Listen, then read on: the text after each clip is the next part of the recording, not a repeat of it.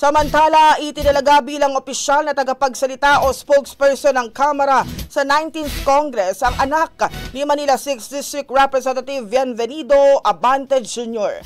Siya si Attorney Princess Abante na magsisilbing spokesperson sa nalalabing mga araw ng 19th Congress. Sa panayam sa Kamara ngayong araw, sinabi na Attorney Abante na ang kanyang tungkulin ay maghatid ang official statements at updates mula sa House leadership.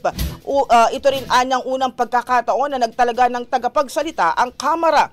Ipinaliwanag niya na mahalagang palakasin ang komunikasyon ng Kamara sa mga pulisiya at iba pang gawain ito upang maiparating sa publiko ang tama at makatotohanang impormasyon.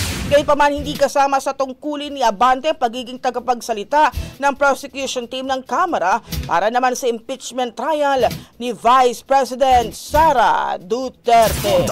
Ang bahaging ito ay hatid sa atin ng Drive Max Coffee. Ligayang tuloy-tuloy!